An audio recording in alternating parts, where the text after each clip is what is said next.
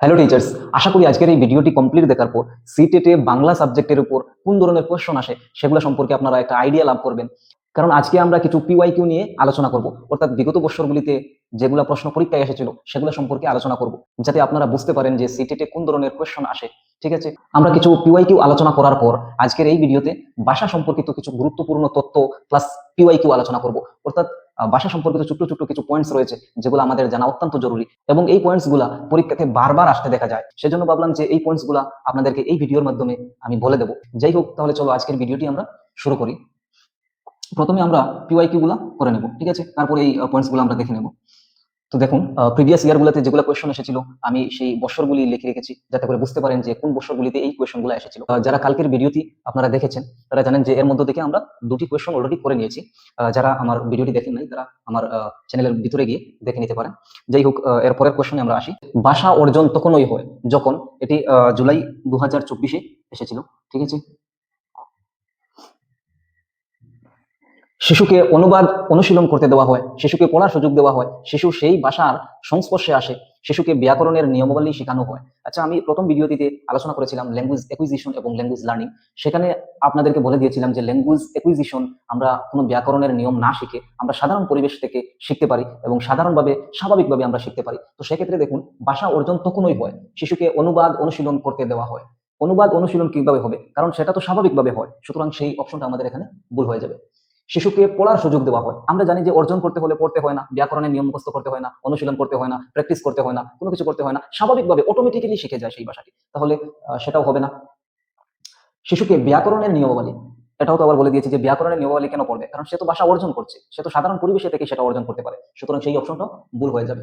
তো সেক্ষেত্রে আমাদের অপশন একটাই থাকলো, শিশু সেই ভাষা সংস্পর্শে আসে। আচ্ছা, ভাষা,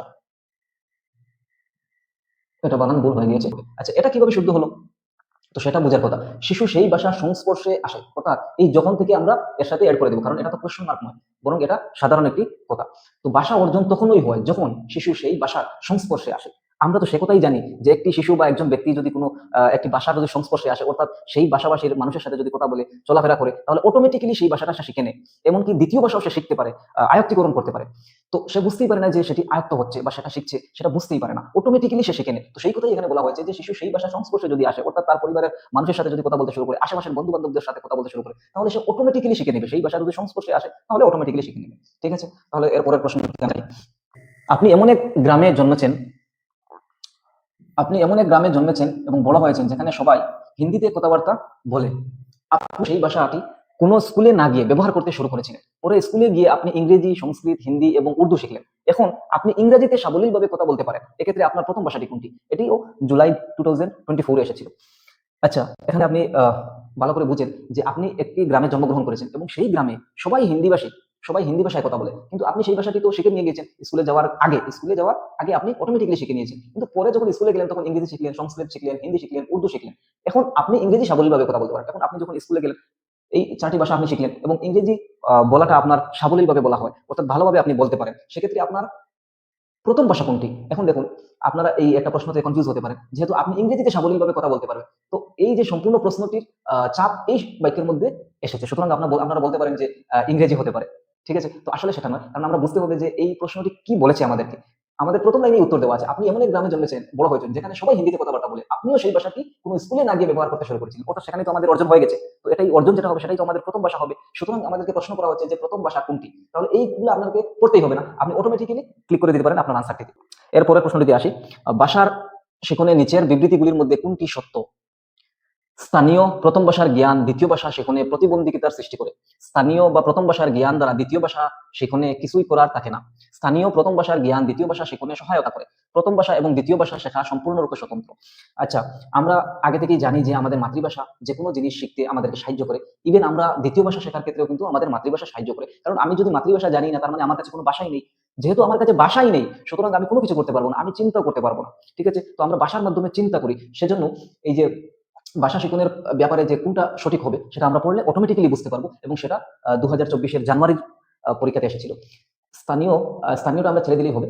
প্রথম ভাষার জ্ঞান দ্বিতীয় ভাষা সেখানে প্রতিবন্ধকতা সৃষ্টি করে, অর্থাৎ বাধা সৃষ্টি করে, সেটা তো হতেই পারে না, বরং আরো ফায়দা দিয়ে থাকে। তো সেটা আমাদের এক্ষেত্রে ভুল হয়ে যাবে। ঠিক আছে, প্রথম ভাষার জ্ঞান দ্বারা দ্বিতীয় ভাষা সেখানে কিছুই করার থাকে না।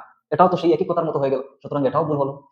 স্থানীয় বা প্রথম ভাষার জ্ঞান দ্বিতীয় ভাষা শেখনে সহায়তা করে, এটা আমাদের শুদ্ধ মনে হয়। তারপর এটা দেখি, প্রথম ভাষা এবং দ্বিতীয় ভাষা শেখা সম্পূর্ণরূপে স্বতন্ত্র। এটা কি করে হয় যে প্রথম ভাষা আমি শিখলাম, আমার মনে করো প্রথম ভাষা হলো আমার বাংলা, এবং আমার দ্বিতীয় ভাষা মনে করছো আমি মনে করো আমি ইংরেজি শিখছি, তো সেক্ষেত্রে আমি আলাদা কিভাবে হবো? আমি বাংলার মাধ্যমে বাংলাকে ইউজ করতে হবে, তো সেক্ষেত্রে সেজন্য বাংলা এবং ইংরেজি স্বতন্ত্র তো হতে পারবে না।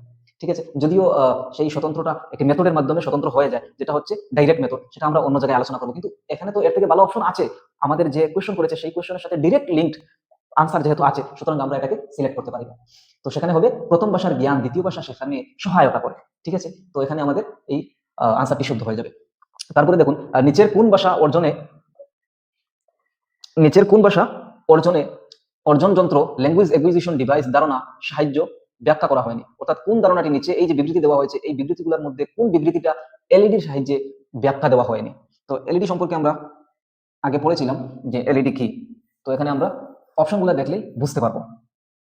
তাহলে দেখুন, এখানে আমি যতটি প্রশ্ন রেখেছি প্রত্যেকটি প্রশ্নের বিষয়ে আমি অলরেডি আলোচনা করে রেখেছি, সেজন্য আমি কিউ আপনাদেরকে দিচ্ছি, কারণ আপনারা যাতে বুঝতে পারেন। এবং আপনারা একটি কাজ করবেন, আমার যখন একটা প্রশ্ন থেকে অন্য প্রশ্নতে যাব তখন ভিডিওটি পোজ করবেন, পোজ করে আপনি নিজে চিন্তা করবেন যে কোনটা আনসার হতে পারে, তারপরে আপনি আমার ব্যাখ্যাটা দেখবেন। ঠিক আছে, তখন আপনি আইডিয়া করতে পারবেন যে কতটি আপনার শুদ্ধ হলো।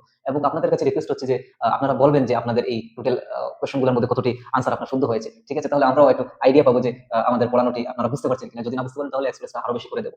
ঠিক আছে, আসলে ইউটিউবে যে কোনো জিনিস আমরা ক্লাসের মতো করি না। ক্লাসে একটি যদি কবিতা আমরা এক্সপ্রেস করতে যাই তাহলে 2 দিন সময় নিয়ে নিই, কিন্তু ইউটিউবে আমরা 15 মিনিটের মধ্যে করে দিই। তো সেজন্য আমাদের এত ডিটেলস বলে চলে না, কিন্তু আপনারা যদি বুঝেন না তাহলে ঠিক আছে, আমি আরো দীর্ঘ করে দেবো, সমস্যা নেই। যাই হোক, কিভাবে শিশুরা অলংকৃত ভাষা শিখে? আচ্ছা, এই যে এলইডির কথা, এলইডির কনসেপ্ট আমরা পড়েছি। সেখানে এলইডিতে কি বলা হয়েছিল যে আমাদের মস্তিষ্কের মধ্যে একটি যন্ত্র রয়েছে, একটি ডিভাইস রয়েছে, সেটা নম চমস্কি বলেন যে আমাদের মস্তিষ্কে একটি ডিভাইস রয়েছে, সেই ডিভাইস কি করে, সেই ডিভাইসের নামটি হচ্ছে এলইডি। এবং এই এলইডি কি করে, এলইডি হচ্ছে ভাষার প্রক্রিয়াকরণ করে এবং পরবর্তীতে ভাষা প্রডিউস করতে সাহায্য করে। অর্থাৎ আপনি কোনো একটি বাক্য কোনো কোথাও থেকে শুনলেন, সেই বাক্যটি আপনার মাথায় রিভাইজ করে, এবং মনে করেন আমি ভাত খাই, সেই বাক্যটি আপনি শুনলেন এবং এই বাক্য থেকে আপনি চিন্তা করবেন আমি ভাত খাই তাহলে আমি ঘুমাই, এই যে আপনি নতুন একটি বাক্য ক্রিয়েট করে দিলেন, এই যে ল্যাঙ্গুয়েজ ডিভাইস ইউজ করে, ল্যাঙ্গুয়েজ অ্যাকুইজিশন ডিভাইস ইউজ করে এইভাবে আপনি কিছু বাক্য বা শব্দগুলা শিখেন, এবং পরবর্তীতে এই শব্দ এবং বাক্যগুলিকে ব্যবহার করে আপনার এলইডি কে ব্যবহার করে নতুন নতুন শব্দ এবং নতুন নতুন বাক্য আপনি শিখতে পারেন। তো সেক্ষেত্রে এলইডির ক্ষেত্রে এটা কোনটা শুদ্ধ হবে? কিভাবে শিশুরা অলংকৃত ভাষা শিখে? অলংকৃত ভাষার কথা তো বলা হয়নি, কারণ শিশুরা তো সাধারণ ভাষা শিখবে। সে প্রথমে জন্ম হওয়ার পর যদি অলংকৃত ভাষা বলতে শুরু করে তাহলে তো দ্বিতীয় রবীন্দ্রনাথের জন্ম হয়ে যাবে ভারতে, তো সেটা ভুল হবে। ঠিক আছে, তারপরে তারপরের অপশনটি, কেন শিশুদের ভাষাতাত্ত্বিক কোন শিশুদের ভাষাতাত্ত্বিক বহিঃপ্রকাশ তাদের প্রাপ্ত তথ্যের চাইতে অধিক হয়? আচ্ছা, কিভাবে শিশুরা তাদের প্রথম ভাষা শিখে? আচ্ছা, তারপরে 4 থেকে 5 বছরে একটি শিশু সংক্ষিপ্ত সময়কালে কিভাবে শিশুরা ভাষা শিখনে সমর্থন হয়? নিচের কোনটি ভাষা নিচের কোনটি ভাষা অর্জন যন্ত্রের সাহায্যে ব্যাখ্যা করা হয়নি? সরি, আচ্ছা হয়নি। আচ্ছা, এটা তো আমাদের অনেক সময় ভুলই হয়ে যায় যে নয় এবং নট শব্দটি আমরা দেখতেই পাই না। এই আগের ভিডিওতে আমি নিজেই বলেছি যে এটা আমরা চেক করা দরকার, কিন্তু আমি নিজেই চেক করি। ঠিক আছে, নি বলেছে অর্থাৎ নয় বলেছে, তো নয় কোনটা হবে? কিভাবে শিশুরা অলংকৃত ভাষা শেখে, তো এটা তো হচ্ছে নয়, তো নয় যেটা হবে সেটাই তো আমাদের জন্য শুদ্ধ হয়ে যাবে। সুতরাং এক্ষেত্রে আমাদের যেটা ভুল সেটাই হবে আমাদের জন্য শুদ্ধ। সুতরাং 1 নম্বর আনসারটি হবে আমাদের জন্য শুদ্ধ। এই বাকিগুলা ভুল হলো কিভাবে? কারণ এইগুলা এলইডি তার ব্যাখ্যার মধ্যে রাখে এই জিনিসগুলা। যেমন মনে করো, কেন শিশুদের ভাষাতাত্ত্বিক বহিঃপ্রকাশ তাদের প্রাপ্ত তথ্যের চাইতে অধিক হয়, সেটাও আমরা দেখেছি। কিভাবে শিশুরা তাদের প্রথম ভাষা শিখে, সেটাও বলা হয়েছে এলইডির মাধ্যমে। 4 থেকে 5 বছরের শিশুরা বছরের একটি সংক্ষিপ্ত সময়কালে কিভাবে শিশুরা ভাষা শিখে, এই একই কথা, এটাও আমরা এই এলইডির ব্যাখ্যার মধ্যে পেয়েছিলাম। তো এই সবগুলা ঠিক। এখন এই ঠিকগুলো তো আমরা ঠিক করতে পারবো না, কারণ নট বলেছে, সুতরাং ভুল যেটা সেটাই হবে এখানে আমাদের জন্য শুদ্ধ।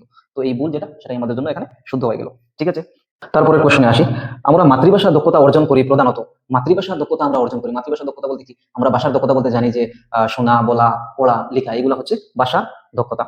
ঠিক আছে, তো আমরা মাতৃভাষা দক্ষতা অর্জন করি প্রধানত কিসের মাধ্যমে? আমরা মাতৃভাষার দক্ষতাকে অর্জন করি প্রধানজয়ী শিখন পরিস্থিতি। আচ্ছা, মাতৃভাষার দক্ষতা যেহেতু আমরা অর্জন করছি, তো অর্জনের ক্ষেত্রে শিখন কিভাবে আসে? তো অর্জন বলতে শিখন তো কখনোই আসবে না, সুতরাং এটা তো অটোমেটিক্যালি রং হয়ে যাচ্ছে। তারপরে আচ্ছা, এরপরের পেজে আমি দিয়ে দিয়েছি। আচ্ছা, তারপরে বলে, শুনে, লিখে। লিখে তো হবে না কখনো, কারণ আমরা অর্জন করতে হলে প্রথমে আমরা যদি লেখা শুরু করি, তাহলে আপনি কি ছোটবেলা যখন মাতৃভাষা শিখেছিলেন তখন প্রথমে কি লিখতে শুরু করে দিয়েছিলেন? প্রথমে তো আমি লিখতে শুরু করিনি, সেজন্য সেটাও ভুল হবে। বলে শুনে এই দুটা থেকে একটা আমাদেরকে মানতে হবে।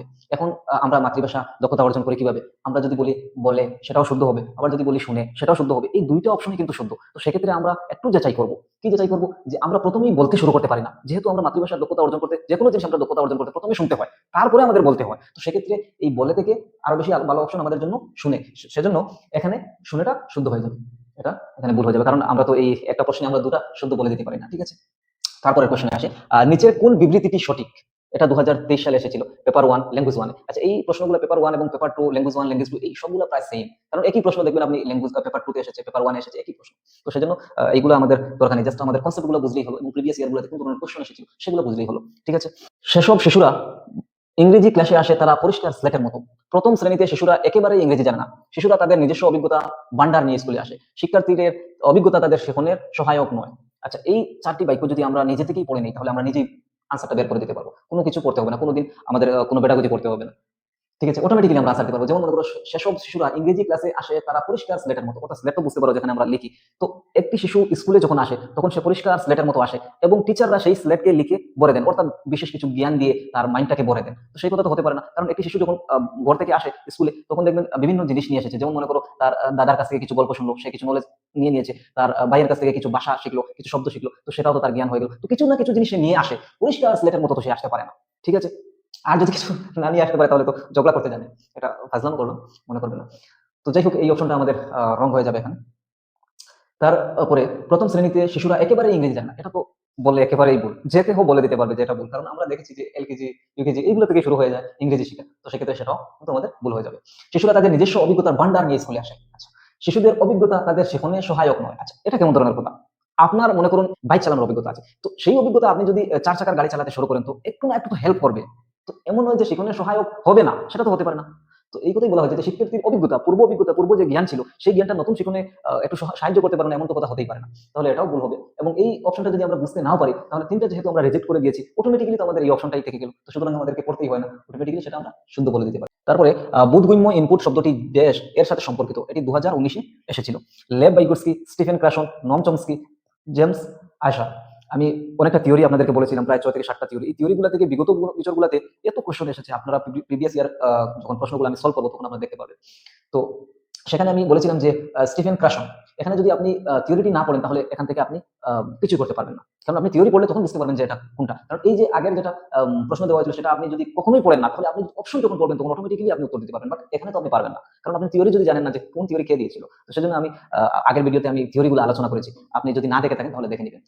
বোধগম্য ইনপুট শব্দটি স্টিফেন ক্রাশন দিয়েছিলেন। স্টিফেন ক্রাশন 5টি হাইপোথিসিসের কথা বলেছিলেন, তো সেই জায়গায় তিনি বোধগম্য ইনপুটের কথাও তিনি বলেছিলেন, সেজন্য এখানে স্টিফেন ক্রাশনটি শুদ্ধ হয়ে যাবে। তারপরে ভাষা অর্জন হলো সচেতন এবং ইচ্ছাকৃত, স্বাভাবিক এবং ইচ্ছাকৃত, স্বাভাবিক এবং অবচেতন ভাষা প্রক্রিয়াকরণ। এই যে দেখো, ভাষা অর্জন থেকে আরেকটি কোশ্চেন এসে গেছে, সেটা 2022 সালে এসেছিল। ভাষা অর্জন বলতে তো আমরা জানি যে সাধারণ পরিবেশ থেকে শেখা, কোনো চেষ্টাই ছাড়া স্বাভাবিকভাবে শেখা।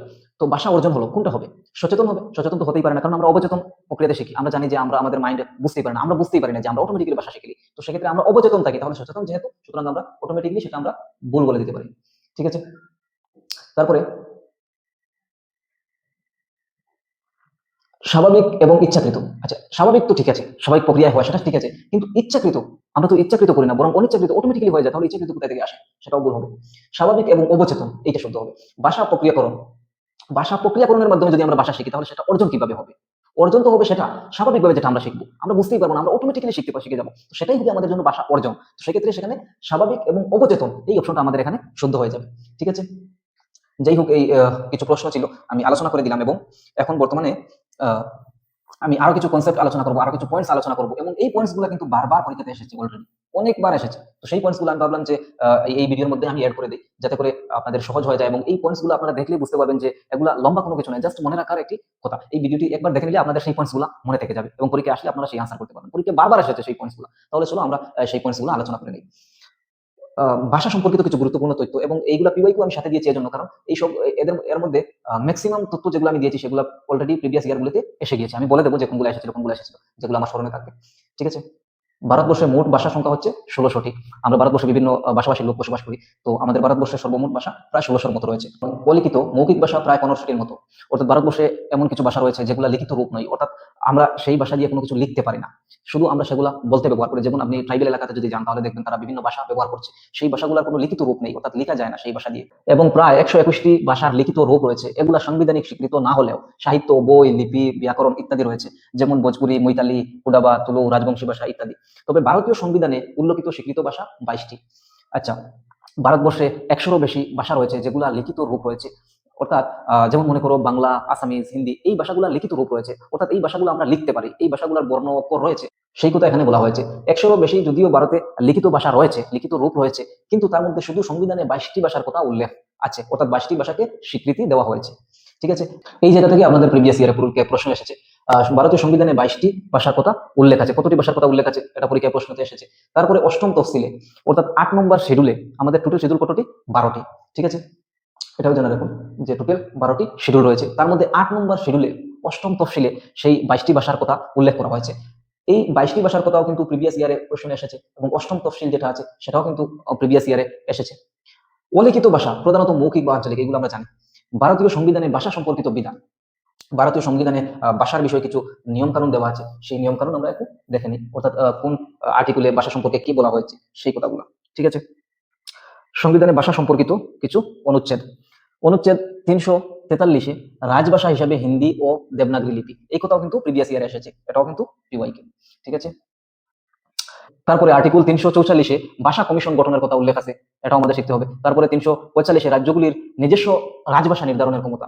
আচ্ছা, এটা হচ্ছে প্রত্যেকটা রাজ্যের কাছে এই ক্ষমতা রয়েছে যে তাদের রাজ্যিক ভাষা সিলেক্ট করতে পারবে। যেমন মনে করো তামিলনাড়ুতে তাদের রাজ্যিক ভাষা তামিল, তো সেই কথা বলা হয়েছে যে এটা করতে পারবে, রাজ্যের হাতে এই ক্ষমতা রয়েছে। 346 রাজ্য ও কেন্দ্রের মধ্যে যোগাযোগের ভাষা। আচ্ছা, এই বিষয়ে বলা হয়েছে যে রাজ্য এবং কেন্দ্রের মধ্যে যোগাযোগের ভাষা কোনটি হবে। তারপরে 347 ভাষাগত সংখ্যালঘুদের বিশেষ ব্যবস্থা। ভাষাগত সংখ্যালঘু আমাদের দেশে তো প্রচুর রয়েছে, প্রচুর জনগোষ্ঠী রয়েছে, তো তাদের বিষয়ে কথা উল্লেখ আছে। 350 মাতৃভাষা শিক্ষার সুযোগ, এটা এই কথা কিন্তু আমাদের এই যে এনসিএফ, এনইপি, এইগুলা এই বিষয়গুলো যে প্রাথমিক শিক্ষা স্তরে আমাদেরকে মাতৃভাষায় শিক্ষাদান দেওয়া উচিত। তারপরে 350 ভাষাগত সংখ্যালঘুর জন্য প্রাথমিক শিক্ষা ব্যবস্থা। আচ্ছা, 351 হিন্দি ভাষার উন্নয়ন ও প্রসার, হিন্দি ভাষার উন্নয়ন করবে, অর্থাৎ এই যে কেন্দ্রের কাছে একটি দায়িত্ব দেওয়া আছে যে হিন্দি ভাষার প্রচার ও প্রসার করা। ঠিক আছে, এই কথা এখানে এই আর্টিকেলে উল্লেখ আছে। সংবিধানে ভাষার উল্লেখ প্রায় 10টি অনুচ্ছেদের মতো, প্রায় 10টি আর্টিকেলে ভাষা সম্পর্কিত উল্লেখ আছে, অর্থাৎ ভাষা সম্পর্কে বলা হয়েছে সংবিধানে। ঠিক আছে, সংবিধানে ভাষা বিষয়ক অন্যান্য গুরুত্বপূর্ণ পয়েন্ট। সংসদ ও উচ্চ আদালতের ভাষা ইংরেজি হবে, এই কথা কিন্তু বলা হয়েছে 348-এ। ঠিক আছে, হিন্দির অর্থাৎ মানে সেই কোর্টে বা সেই সংসদে সেই ভাষাগুলো ব্যবহার করা হবে, অন্য ভাষা ব্যবহার করা হবে না। ঠিক আছে, হিন্দির উন্নয়ন, এই যে আগে বলেছি যে হিন্দির উন্নয়ন করা যে ন্যাশনাল লেভেলে বা আন্তর্জাতিক লেভেলে, এটা কিন্তু কেন্দ্রের একটা দায়িত্ব। তো আন্তর্জাতিক লেভেলে ভাষার বিকাশ করা, সেটা 351 নম্বরে বলা হয়েছে। সংবিধান প্রণয়নের 15 বছর পর ইংরেজির স্থান নিয়ে পুনর্বিবেচনা করা হয়, অর্থাৎ ইংরেজিকে কোন ধরনের ভাষা হিসেবে বলতে হবে আমাদেরকে, সেই বিষয় নিয়ে স্বাধীনতার 15 বছর পর আলোচনা হয়েছে, এই কথা বলা হয়েছে। যে আলোচনা হয়েছে সেটা 343-এ উল্লেখ রয়েছে। ঠিক আছে, তারপরে শিশুদের মাতৃভাষা শিক্ষার সুযোগ, অনুচ্ছেদ 350 ক। আচ্ছা, 3 ভাষার সূত্র, ত্রিল্যাঙ্গুয়েজ ফর্মুলা। আমরা যখন যারা ডিএলএড করেছি বা বিএড করেছি তারা জানি যে ত্রিল্যাঙ্গুয়েজ ফর্মুলা কিভাবে হবে। ত্রিল্যাঙ্গুয়েজ ফর্মুলা অর্থাৎ ভারতবর্ষের স্কুলে ত্রিল্যাঙ্গুয়েজ ফর্মুলাকে অনুসরণ করা হয় এবং 3টি ভাষা শিক্ষা দেওয়া হয়। একটি হচ্ছে প্রথম ভাষা, একটি হচ্ছে দ্বিতীয় ভাষা, একটি হচ্ছে তৃতীয় ভাষা, মানে 3টি ভাষা শিক্ষা দেওয়া হয়। তো সেই 3টি ভাষা কিভাবে সিলেক্ট হয় সেই জিনিসটা বোঝা হচ্ছে ত্রিল্যাঙ্গুয়েজ ফর্মুলা। আমাদের ত্রিল্যাঙ্গুয়েজ ফর্মুলা মানে এই প্রথম ফর্মুলা, দ্বিতীয় ফর্মুলা, তৃতীয় ফর্মুলা, অর্থাৎ প্রথম ভাষা, দ্বিতীয় ভাষা এবং তৃতীয় ভাষা। আমি সংক্ষেপে আপনাদেরকে বুঝিয়ে দিই। যেমন মনে করো আমরা জন্মগ্রহণ করেছি বাঙালি পরিবারে, সুতরাং আমাদের মাতৃভাষা হচ্ছে বাংলা, তো সেজন্য আমাদের প্রথম ভাষাটি হবে বাংলা, এবং তারপরে আমাদের দ্বিতীয় ভাষাটি হবে হিন্দি, কারণ জাতীয় স্তরের একটি ভাষা, সেজন্য আমাদের ক্ষেত্রে হবে হিন্দি ভাষাটি হবে দ্বিতীয় ভাষা। এবং আমাদের জন্য তৃতীয় ভাষা কোনটা হবে? তৃতীয় ভাষাটা হবে ইংরেজি, কারণ ইংরেজি গ্লোবাল ল্যাঙ্গুয়েজ, তো সেটারও সেই ভাষারও প্রয়োজন আমাদের জন্য, তো সেক্ষেত্রে আমাদের তৃতীয় ভাষা হবে ইংরেজি। এখন যদি একটি শিশু জন্মগ্রহণ করে হিন্দি পরিবারে, তাহলে তার প্রথম ভাষাই তো হিন্দি হয়ে যাবে। আমাদের ক্ষেত্রে কি ছিল? প্রথম ভাষা আমাদের বাংলা, দ্বিতীয় ভাষা ছিল হিন্দি, তৃতীয় ভাষা ছিল ইংরেজি, কিন্তু তার জন্য প্রথম ভাষাই হয়ে যাবে হিন্দি, তার দ্বিতীয় ভাষা হিন্দি হবে না, কারণ তার মাতৃভাষাই তো হিন্দি। তো সেজন্য তার জন্য দ্বিতীয় ভাষা কি হবে? তার জন্য দ্বিতীয় ভাষা হবে ইংরেজি। কারণটা হচ্ছে তার হিন্দির পরেই ইংরেজি এটি হলো গ্লোবাল ল্যাঙ্গুয়েজ, এবং সেই ইংরেজির প্রয়োজন আমাদের কাছে রয়েছে, সুতরাং তার জন্য হবে দ্বিতীয় ভাষা ইংরেজি। এবং তার জন্য এখন তৃতীয় ভাষা কি হবে? তো তৃতীয় ভাষা হবে এই যে সংবিধানে উল্লেখিত, আমি আগে বলেছিলাম 22টি ভাষার কথা উল্লেখ রয়েছে, সেই ভাষাগুলির মধ্যে যে কোনো একটি ভাষা সে সিলেক্ট করতে পারবে। অর্থাৎ একটি হিন্দি পরিবারের যদি শিশু স্কুলে পড়তে যায়, তাহলে সে প্রথমে হিন্দিতে পড়বে এবং তার আরেকটি সাবজেক্ট থাকবে ইংরেজি, এবং তার আরেকটি সাবজেক্ট থাকবে সংবিধানে উল্লেখিত 22টি ভাষার মধ্যে যে কোনো একটি। এবং যদি আপনারা আমাদের স্কুলের দিকে লক্ষ্য করেন, যেহেতু আমরা বাঙালি পরিবারে জন্মগ্রহণ করছি, সুতরাং আমাদের বই থাকবে বাংলা, প্লাস আমাদের দ্বিতীয় ভাষা যেহেতু হিন্দি, সুতরাং আমাদেরকে হিন্দিও পড়ানো হয়। আমাদের তৃতীয় ভাষা ইংরেজি, সুতরাং আমাদেরকে ইংরাজিও পড়ানো হয়। কিন্তু আমাদেরকে তো আসামিসও পড়ানো হয়, তো সেক্ষেত্রে আমাদের জন্য থ্রি ল্যাঙ্গুয়েজ ফর্মুলা না হয় ফোর ল্যাঙ্গুয়েজ ফর্মুলা হওয়ার দরকার ছিল। আচ্ছা যাই হোক, থ্রি ল্যাঙ্গুয়েজ ফর্মুলা সেটা সম্পূর্ণ ভারতেই চলে। যাই হোক, এরপরে আমরা যাই। এরপরের কনসেপ্টটি হচ্ছে হিন্দি এবং ইংরেজিকে ভারত সরকার কিভাবে দেখে। আচ্ছা, এখান থেকে আমরা বিভিন্ন প্রশ্ন আসতে আমরা দেখেছি। যেমন মনে করো, হিন্দিকে ভারত সরকার কিভাবে দেখে, অফিসিয়াল ল্যাঙ্গুয়েজ হিসাবে দেখে। এই কথা কিন্তু বারবার পরীক্ষা এসেছে, এটা আমাদের জন্য হয়ে যাবে পিওয়াইকিউ। ঠিক আছে, এবং এই কথা 343 আর্টিকুলে দেবনাগরী লিপিতে লিখিত হিন্দি ভারতীয় প্রজাতন্ত্রের প্রথম সরকারি ভাষা হিসেবে গণ্য করা হয়। ঠিক আছে, এই আর্টিকেলটি আপনি মনে রাখবেন। একটু আগে আমি আর্টিকেলটি বলে দিয়েছিলাম, এখানে আমি বিস্তারিত বলে দিয়েছি। আচ্ছা, দেবনাগরী লিপি বলতে কি? এই যে হিন্দি ভাষা যেটা রয়েছে, সেই ভাষা কিন্তু ভাষার বিভিন্ন ধরনের যে কোনো ভাষার লিপি রয়েছে, তো সেই লিপি অনুযায়ী, সেই দেবনাগরী অনুযায়ী, এটা আমরা সামনে গিয়ে আরো একটু আলোচনা করে দিব। আহ, এটি কেন্দ্রীয় সরকারের প্রধান কার্যকারী ভাষা। সংসদের কাজ, কেন্দ্রীয় আইন, উচ্চস্তরের সরকারি যোগাযোগের ক্ষেত্রে হিন্দি ব্যবহারের বিধান রয়েছে, তবে এটি জাতীয় ভাষা নয়। আচ্ছা, এই কথা আপনি মনে রাখবেন, এটা সম্ভবত প্রিভিয়াস ইয়ারে এসেছিল। তো আমরা হিন্দিকে আমাদের রাজভাষা মনে করি না, অর্থাৎ রাষ্ট্রীয় ভাষা মনে করি না। ভারতে কোনো রাষ্ট্রীয় ভাষা নেই। ঠিক আছে, ইংরেজি কিভাবে দেখা হয়, সরকার কিভাবে দেখে, এটাও কিন্তু প্রিভিয়াস ইয়ারে এসেছে। ঠিক আছে, ইংরেজিকে সহ অফিসিয়াল ভাষা, অতিরিক্ত সরকারি ভাষা বা অ্যাসোসিয়েট অফিসিয়াল ল্যাঙ্গুয়েজ বলা হয়। এই তিনটি বাক্যের মধ্যে যে কোনো একটি বাক্য আসে পরীক্ষাতে। তো এই তিনটি বাক্য আপনারা মনে রাখবেন, যে সহ অফিসিয়াল ভাষা, না হলে অ্যাসোসিয়েট অফিসিয়াল ল্যাঙ্গুয়েজ বলা হয়, বা অতিরিক্ত সহকারী ভাষা হিসেবে বলা হয়।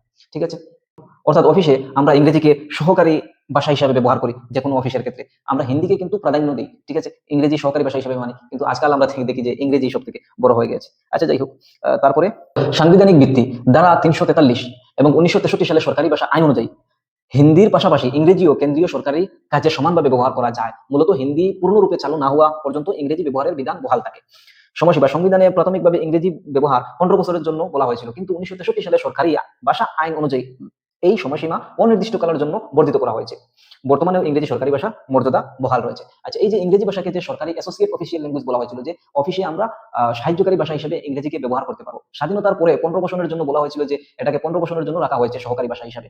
কারণ হিন্দি আমাদের সমস্ত ভারতে যতক্ষণ পর্যন্ত বিস্তৃত হচ্ছে না, ততক্ষণ পর্যন্ত সহকারী ভাষা হিসেবে ইংরেজি থাকবে। কিন্তু 1963 সালে একটি আইনে সংশোধন করা হয়, এবং এটা বলা হয় যে এটি অনির্দিষ্ট সময়কালের জন্য সেটাকে বহাল করে রাখা হয়। যে বলা হয় যতক্ষণ পর্যন্ত সেই হিন্দি ভাষা প্রচার হচ্ছে না, তো সেই ইংরেজি ভাষাকে অফিসিয়াল ল্যাঙ্গুয়েজ হিসেবে মানতে হবে। সেই মর্মে আজও পর্যন্ত সেই ইংরেজি ভাষা সেই মর্যাদার অধিকারী হয়ে রয়েছে, অর্থাৎ অ্যাসোসিয়েট অফিসিয়াল ল্যাঙ্গুয়েজ হিসেবে এখনো পর্যন্ত আমরা ইংরেজিকে দেখতে পাই। তারপরে দেখি, এখানে সংক্ষেপে লিখে রাখা আছে, এটা থেকে নোট ডাউন করে নিতে পারেন। হিন্দি বাস ইংরেজি, বিষয় হচ্ছে বিষয় হিন্দি ইংরেজি। আচ্ছা, সাংবিধানিক মর্যাদা কোন ধরনের দেওয়া হচ্ছে? হিন্দিকে প্রথম ভাষা, সরকারি ভাষা হিসেবে।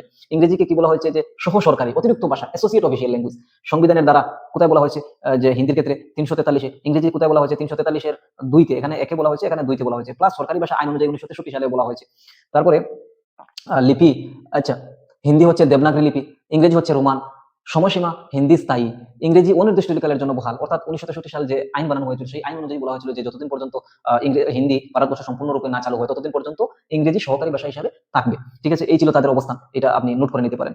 তারপরে দেবনাগরী লিপি মানে হলো সেই বিশেষ লিখন পদ্ধতি বা হরফ, যেটি ব্যবহার করে হিন্দি, সংস্কৃত, মারাঠি, নেপালি প্রভৃতি ভাষা লেখা হয়। একটু আগে যে আমরা হিন্দিকে পেয়েছিলাম যে হিন্দি দেবনাগরী লিপি লিখিত, তো সেই কথা এখানে বলা হয়েছে যে দেবনাগরী লিপি বলতে আমরা কি বুঝি। এক কথা, এটি হিন্দি ভাষার অক্ষরমালা। অর্থাৎ দেবনাগরী লিপি হলো হিন্দি লেখার সেই বিশেষ অক্ষর বা হরফ, যার প্রতিটি অক্ষরের মাথায় একটি সমান্তরাল রেখা থাকে, এবং এই সমান্তরাল রেখাকে ভারতের সংবিধান দ্বারা হিন্দির সরকারি লিপি হিসেবে স্বীকৃত দেওয়া হয়। ঠিক আছে, তারপরে আরো কিছু গুরুত্বপূর্ণ টপিকস। আচ্ছা, এখানেই শেষ আজকের আমাদের এই ভিডিওটি। অবশেষে আপনাদের কাছে একটি রিকোয়েস্ট হচ্ছে, যেহেতু আমরা অনলাইন জগতে নতুন, সুতরাং আপনারা আমাদের এই চ্যানেলকে সাবস্ক্রাইব করে আমাদেরকে সাপোর্ট করার জন্য অনুরোধ করছি, এবং আমাদের এই ভিডিওটি আপনার প্রত্যেক বন্ধুর কাছে শেয়ার করার জন্য অনুরোধ করছি। এই বলে আজকের ভিডিওটি আমরা সমাপ্ত করছি, এবং নেক্সট ভিডিওতে আবার আপনাদের সাথে দেখা হবে। Thanks all teachers.